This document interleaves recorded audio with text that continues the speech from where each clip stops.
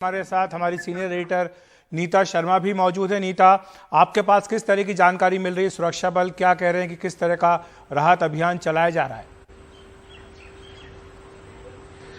अखिलेश, जहां तक जिन लोगों से मैंने बात की, क्योंकि वहां पे मल्टीपल एजेंसीज जो हैं वो डिप्लॉयड हैं, सीआरपीएफ भी डिप्लॉयड है, बीएसएफ भी डिप्लॉयड है, जम्मू कश्मीर पुलिस भी डिप्लॉयड है और आर्मी भी डिप्लॉयड है। तो मैंने वेरियस नोडल हेड्स से बात की। उनका ये कहना था जो क्लाउड बर्स्ट हुआ है वो गुफा के दोनों साइड से बारिश इतनी ज्यादा हुई तो पानी जो है वो गुफा के दोनों साइड से जो गर्भ है, जो मतलब जो वैली के जो एक बीच में जो जगह होती है उधर को आया। लेकिन क्योंकि सुबह आज बारिश हो रही थी इसलिए ज्यादा लोग ऊपर नहीं थे।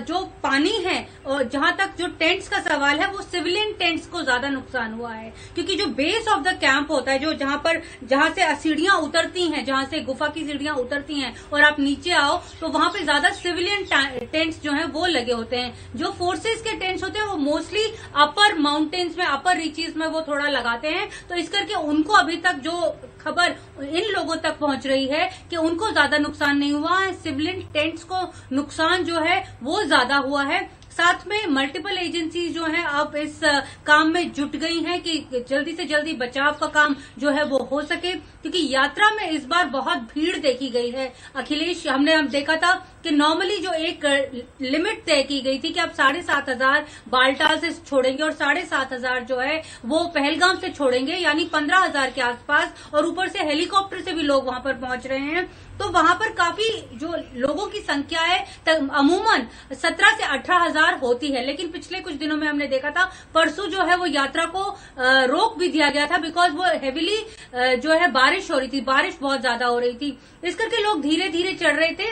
लेकिन अभी जो शुरुआती बात सामने आ रही है वो ये कह रहे हैं कि जितना बड़ा ये क्लाउड बर्स्ट था उसके लिहाज से नुकसान कम हुआ है। ज्यादा जो है टेंट्स ज्यादा बहे हैं, जो लंगर्स हैं वो लगे हुए थे वो ज्यादा बहे हैं। लोगों में कितनी लोगों की क्या पोजीशन है, क्या जान गई है, क्योंकि अभी गुम बताए जा रहे हैं काफी लोग, उसके बारे में भी कोई क्लैरिटी नहीं है। लेकिन जैसा कि नजीर कह रहे थे कि 4 लोगों की पुष्टि जो है वहां के प्रशासन ने फिलहाल कर दी है। अखिलेश जी नीता, हम शरद के पास एक बार फिर से चलते हैं। शरद, ये जो पूरा इलाका है इसके बारे में आप बताइए, क्योंकि आपने बताया कि आप सुबह ही वहां पर थे, तो ये खुले में इलाका है। हम जो तस्वीरें देख रहे हैं उसमें तंबू दिखाई दे रहे हैं और इन तंबुओं के बीच से ही बहुत तेज धारा बहती हुई दिखाई दे रही है जो बिल्कुल बादल फटने का निशाना बता रही है। तो ये इलाके के बारे में समझाइए कि किस तरह से इलाका है, कौन लोग वहां थे इन तंबुओं में? अखिलेश जी, मैं कल दोपहर से लेकर और आज दोपहर तक वहीं उसी जगह पे मौजूद था जहां पर ये क्लाउड बर्स्ट हुआ है, जहां पर ये दुर्घटना हुई है। ये समझ के चलिए कि जो पवित्र गुफा है, पवित्र गुफा में 390 सीढ़ियां हैं। 390 सीढ़ियां चढ़ के श्रद्धालु जो हैं ऊपर जाते हैं। तो जहां पर ये सीढ़ियां खत्म होती हैं वहीं से एक ये समझिए कि एक संकरी सी एक गली गुजरती है।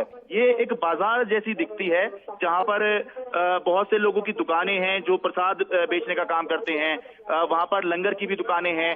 साथ ही साथ इन दुकानों के पीछे यही जो टेंट पे जो सामान बेचने का काम करते हैं जो लोग, वो टेंट भी लगाते हैं और जो यात्री आते हैं वो जो हैं उस टेंट में रुका करते हैं, जो आम यात्री होते हैं, श्रद्धालु होते हैं।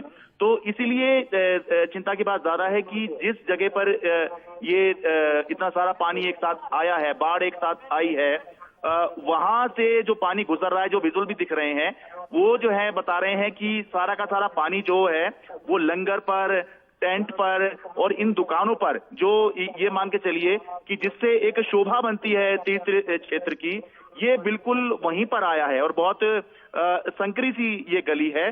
टेम्परेरी सारे स्ट्रक्चर हैं, कोई भी दुकान पक्की नहीं है। बेशक मंदिर में जो कंस्ट्रक्शन हुआ है, जो सीढ़ियां बनी हुई हैं, वो सब पक्की हैं, लेकिन उसके बाद सारा कुछ जो है वो टेम्परेरी है। चाहे वो लंगर हो, चाहे वो टेंट लगे हों, या चाहे वो जो दुकानें हैं जहां पर प्रसाद बेच रहे हैं लोग, वो हों। तो इसीलिए इतना इंतजाम तो यहाँ पे जरूर किया जाता है कि बरसात हो तो उस स्थिति में जो है लोग सुरक्षित रहें, या हवा चले तो भी सुरक्षित रहें। लेकिन इतना इंतजाम शायद कोई नहीं कर सकता कि बाढ़ आ जाए तो उससे टेम्परेरी स्ट्रक्चर भी जो है बचाया जा सके। तो इसीलिए चिंता की बात ज्यादा है कि ये सिविल इंटेंट, जैसे कि नीता बता रही थी, आम श्रद्धालु जहां पर रुकते हैं, आम लोग जहां पर शाम के समय होते हैं, वहीं पर ये जो है दुर्घटना हुई है। लेकिन ये जैसे कि नीता बता रही थी कि अगर लगातार बारिश हो रही होगी वहां पर, तो हो सकता है उसकी वजह से लोग कम हो, क्योंकि सुबह बरसात हो रही थी लेकिन दोपहर में बिल्कुल मौसम साफ हो गया था, धूप निकल आई थी, और शाम को हो सकता है फिर उसके बाद में बरसात हुई, जिसकी वजह से लोग कम हो। और अगर लोग कम वहां पर थे उस इलाके में, तो ये अच्छी बात है, क्योंकि उससे जो है जान माल का नुकसान जो है वो कम होगा। जी शरद, शुक्रिया आपका।